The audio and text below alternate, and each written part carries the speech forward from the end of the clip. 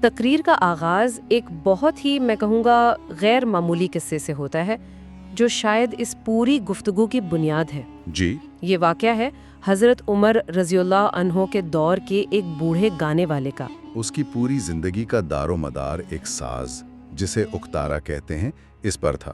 وہ بجا کر گاتا تھا اور اسی سے اپنی روزی کماتا تھا۔ اور ہمیں یہ بھی ذہن میں رکھنا چاہیے کہ اس دور کے سماجی اور مذہبی معیار کے مطابق یہ پیشہ شاید عزت کی نگاہ سے نہیں دیکھا جاتا تھا۔ بالکل۔ اسے ایک طرح سے لہو و لیب اور وہ جو ہے غفلت کا کام سمجھا جاتا تھا۔ کردار کا یہ انتخاب ہی اپنے آپ میں بہت معنی خیز ہے۔ یہی تو اس کہانی کا سب سے دلچسپ پہلو ہے۔ تو ہوتا یہ ہے کہ جب وہ شخص بوڑھا ہو جاتا ہے تو ظاہر ہے اس کی آواز جواب دی جاتی ہے، جی، اور آواز کے ساتھ ساتھ اس کی آمدنی کا واحد ذریعہ بھی ختم ہو جاتا ہے۔ اب وہ مکمل طور پر بے آسرا اور مایوس ہو کر مدینے کے قبرستان جنت البقیع چلا جاتا ہے۔ میں تصور کر سکتی ہوں کہ وہ کس قدر ٹوٹا ہوا ہوگا۔ بالکل، اس کے پاس کوئی اور ہنر نہیں، کوئی سہارا نہیں۔ اور اس شدید مایوسی کی حالت میں وہ دعا کرتا ہے۔ اس کی دعا بھی بڑی دلچسپ ہے۔ وہ یہ نہیں کہتا کہ یا اللہ میں نے گناہ کیے مجھے معاف کر، بلکہ وہ بہت ہی دنیاوی اور عملی بات کرتا ہے۔ صحیح۔ وہ کہتا ہے یا اللہ جب آواز تھی تو لوگ سنتے تھے اور روزی بھی چلتی تھی، اب آواز بھی گئی اور روٹی بھی گئی، اب اس بڑھاپے میں کہاں جاؤں؟ میرے رزق کا انتظام فرما اور مجھے معاف فرما۔ تو اس کی بنیادی فکر پیٹ کی آگ ہے۔ بالکل، ایک بہت ہی انسانی، بہت ہی حقیقی پکار۔ اور یہاں سے بات ایک ایسا موڑ لیتی ہے جو سوچ کو ہلا کر رکھ دیتی ہے۔ جی۔ ادھر حضرت عمر رضی اللہ تعالی عنہ جو اس وقت کے خلیفہ ہیں، اسلامی دنیا کے سب سے طاقتور انسان، وہ مسجد میں سوئے ہوئے ہیں کہ انہیں خواب میں ایک آواز آتی ہے۔ اچھا۔ آواز کہتی ہے میرا ایک بندہ جنت البقیع میں مجھے پکار رہا ہے۔ یہ بات ہی رونگٹے کھڑے کر دینے والی ہے کہ یہ آواز کسی ولی یا بزرگ کے لیے نہیں آئی، بلکہ اسی گانے والے کے لیے آئی۔ جی، اسی گانے والے کے لیے۔ یہ منظر بہت گہرا ہے۔ حضرت عمر رضی اللہ تعالی عنہ جیسی باروب اور با اختیار شخصیت جن کے نام سے سلطنتیں کانپتی تھیں، انہیں حکم ہوتا ہے اور وہ حکم سنتے ہی ننگے پاؤں اور ننگے سر دوڑتے ہوئے جنت البقیع کی طرف جاتے ہیں۔ یہ ننگے پاؤں دوڑنا کوئی معمولی بات نہیں ہے۔ بالکل نہیں، یہ انتہائی عجلت، بے چینی اور حکم کی اہمیت کو ظاہر کرتا ہے۔ گویا اللہ کے نزدیک اس ایک گمنام گناہگار بندے کی پکار کی اہمیت اتنی زیادہ تھی کہ خلیفہ وقت کے پروٹوکول اور شان و شوکت کی کوئی حیثیت ہی نہیں رہی۔ مجھے ایسا لگتا ہے کہ اس کہانی میں اصل پیغام اختیار اور بے اختیاری کا بھی ہے۔ خلیفہ وقت حضرت عمر کو بھیجا جا رہا ہے ایک ایسے شخص کے پاس جس کے پاس سماجی طور پر کچھ بھی نہیں۔ صحیح۔ یہ تو طاقت کے توازن کو مکمل طور پہ الٹنے والی بات ہے۔ آپ نے بہت اہم نقطہ اٹھایا ہے۔ یہ ظاہر کرتا ہے کہ خدائی نظام انصاف میں سماجی حیثیت کا کوئی وزن نہیں، وہاں صرف دل کی سچی پکار کی قدر ہے۔ اور کہانی اس بات پر زور دیتی ہے کہ پیغام براہ راست حضرت عمر کو اس گانے والے کے لیے دیا گیا۔ یہ ایک بندے کی اللہ سے براہ راست نسبت کا اظہار ہے جس میں کوئی اور بیچ میں نہیں ہے۔ اور پھر جو ہوتا ہے وہ اور بھی حیران کن ہے۔ جب وہ بوڑھا گانے والا حضرت عمر کو اپنی طرف تیزی سے آتے دیکھتا ہے تو وہ ڈر جاتا ہے۔ ظاہر ہے ڈرے گا ہی۔ اس کے ذہن میں فوراً یہی آیا ہوگا کہ آج میری خیر نہیں، میرے گانے بجانے کی سزا ملنے والی ہے۔ یہ سوچ کر وہ وہاں سے بھاگنے لگتا ہے۔ اچھا۔ حضرت عمر اسے روکتے ہیں اور وہ تاریخی جملہ کہتے ہیں، ٹھہرو، میں خود نہیں آیا، مجھے بھیجا گیا ہے۔ اور یہی اس واقعے کا عروج ہے، وہ لمحہ جہاں زمین اور آسمان مل جاتے ہیں۔ گانے والا جب پوچھتا ہے کس نے بھیجا ہے تو حضرت عمر جواب دیتے ہیں جسے پکار رہے تھے اسی میں بھیجا ہے۔ اس لمحے کا تصور کریں۔ جی، اس بوڑھے بے بس انسان کے لیے یہ کیسا احساس ہوگا کہ اس کی ٹوٹی پھوٹی دعا جو اس نے اپنے پیٹ کی خاطر مانگی تھی نہ صرف عرش پر سنی گئی بلکہ اس کا جواب اتنے اعزاز اور تکریم کے ساتھ آیا کہ وقت کا خلیفہ اس کا پیغام لے کر دوڑتا ہوا آیا ہے۔ اس کا رد عمل بھی ناقابل یقین ہے۔ اسے جب یہ احساس ہوتا ہے تو وہ راحت یا سکون محسوس نہیں کرتا، بلکہ اس پر ایک بالکل مختلف کیفیت طاری ہوتی ہے۔ یعنی وہ گہرے شکر اور فوری توبہ میں ڈوب جاتا ہے۔ بالکل، وہ کہتا ہے واہ میرے رب، ساری زندگی تیری نافرمانی کی اور آج تجھے پکارا بھی تو اپنے پیٹ کی خاطر، اور تو نے مجھے اتنی عزت دی۔ اے اللہ مجھے معاف کر دے، اور تقریر کے مطابق یہ کہتے ہی اس کی چیخ نکلتی ہے اور وہ وہیں وفات پا جاتا ہے۔ اور حضرت عمر رضی اللہ خود اس کا جنازہ پڑھاتے ہیں۔ جی، خود اس کا جنازہ پڑھاتے ہیں۔ اور یہی اس تقریر کی خوبصورتی ہے کہ اتنا گہرا فلسفہ کسی خشک دلیل سے نہیں بلکہ ایک دل کو چھو لینے والی کہانی سے سمجھایا گیا ہے۔ یہ صرف ایک واقعہ نہیں ہے، صحیح، یہ پوری تقریر کا نچوڑ ہے جو سننے والے کے ذہن میں نقش ہو جاتا ہے۔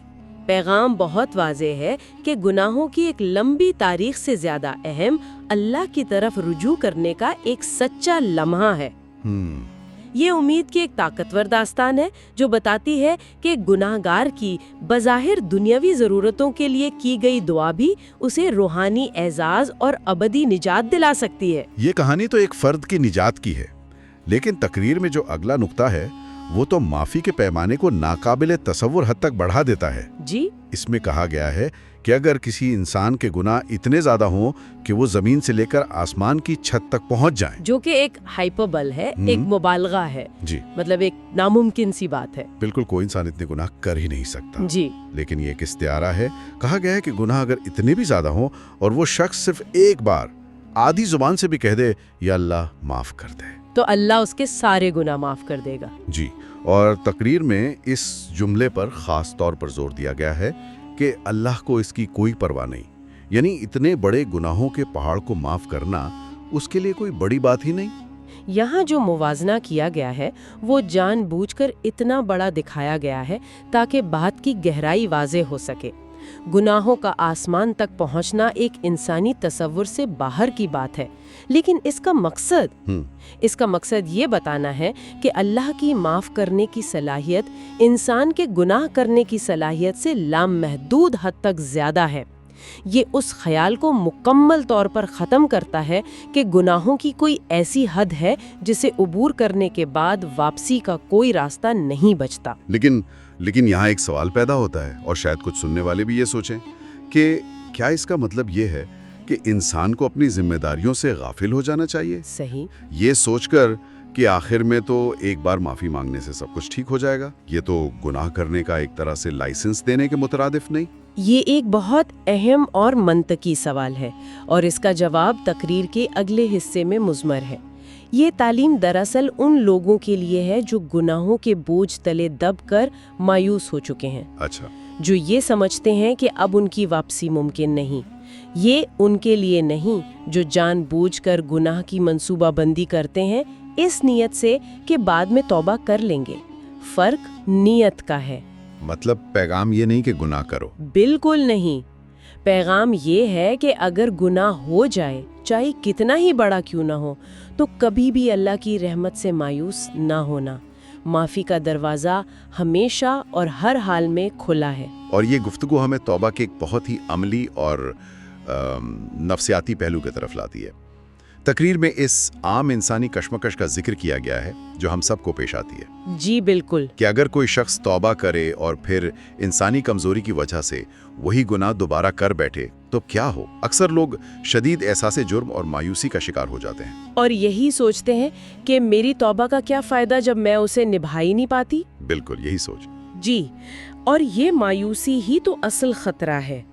کچھ روایات میں اسی مایوسی کو سب سے بڑا گناہ کہا گیا ہے، کیونکہ مایوس ہونے کا مطلب یہ ہے کہ آپ نے لاشعوری طور پر یہ مان لیا ہے کہ آپ کے گناہ اللہ کی معافی سے زیادہ بڑے ہیں۔ اسی نقطے پر تقریر کا پیغام بہت واضح اور تسلی بخش ہے۔ کبھی یہ نہ سوچنا کہ کیا فائدہ، ادھر توبہ کرو ادھر توڑ دو۔ کہا گیا ہے کہ اگر توبہ 100 بار بھی ٹوٹ جائے تو 101ویں بار پھر کر لینی چاہیے۔ اور وہ یہ بھی واضح کرتے ہیں کہ وہ توبہ توڑنے کی ترغیب ہرگز نہیں دے رہے۔ جی، ہرگز نہیں، بلکہ اس عمل سے پیدا ہونے والی اس مایوسی کو ختم کرنا چاہتے ہیں جو انسان کو اللہ سے ہی دور کر دیتی ہے۔ صحیح۔ یہ بات ایمان اور انسانی فطرت کی نفسیات کے بارے میں ایک اہم حقیقت کو تسلیم کرتی ہے۔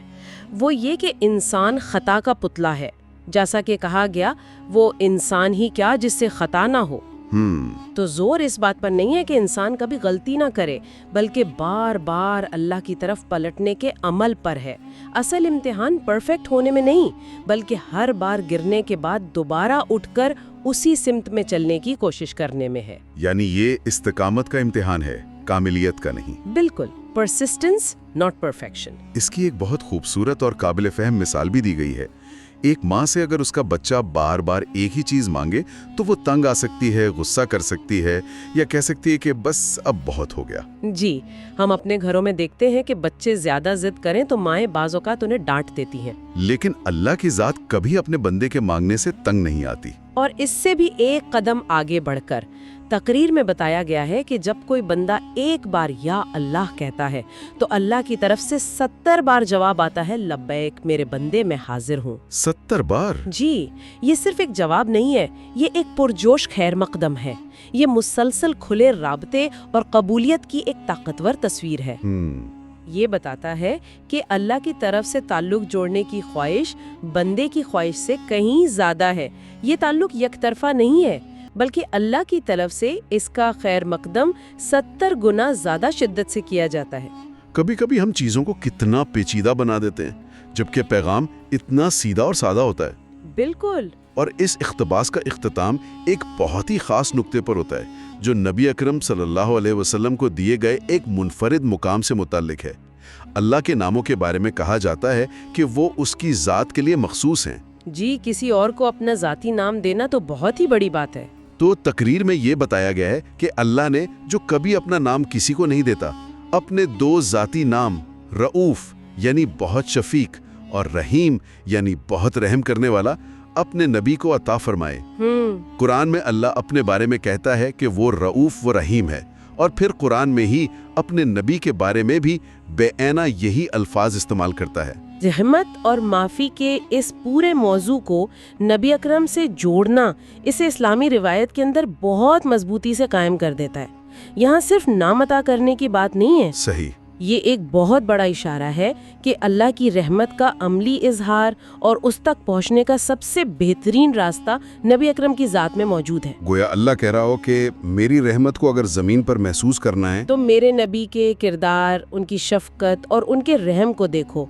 वो एक तरह से इस रहमत का चलता फिरता इंसानी नमूना है, और वो जरिया हैं जिनसे मानने वाले इस खुदाई माफ़ी का तजुर्बा करते हैं। तो अगर सारी बात को समेटें तो इस गुफ्तगू का खुलासा ये है कि खुदाई माफ़ी कोई ऐसा सौदा नहीं है जिसके लिए कामिल रवैये की शर्त हो। जी नहीं। या जिसे एक बार हासिल करने के बाद खोया ना जा सके, बल्कि ये खुली दावत है जिसका इन्हिसार सिर्फ और सिर्फ सच्चे दिल से पलटने पर है, चाहे कोई कितनी बारी क्यों ना भटका हो और उसकी पुकार कितनी ही दुनियावी क्यों ना हो। बिल्कुल।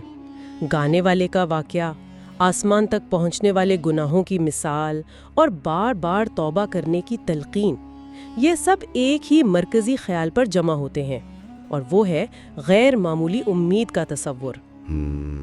ये मायूसी के खिलाफ एक बहुत मजबूत दलील है। जैसा कि हमने पहले जिक्र किया, कुछ मजहबी रिवायात में मायूसी को सबसे बड़ा गुनाह समझा गया है, क्योंकि मायूसी का मतलब अल्लाह की रहमत और उसकी माफ़ करने की ताकत पर एक हद लगाना है। ये कहने के बराबर है कि मेरे गुनाह अल्लाह की माफ़ी से बड़े हैं। बिल्कुल। और ये तकरीर इसी सोच को जड़ से उखाड़ती है। और ये हमें सोचने के लिए एक बहुत अहम नुक्ता देता है।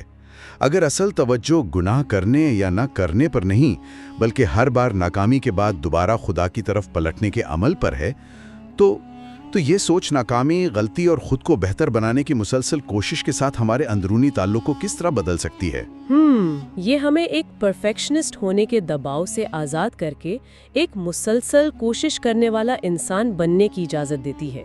बिल्कुल।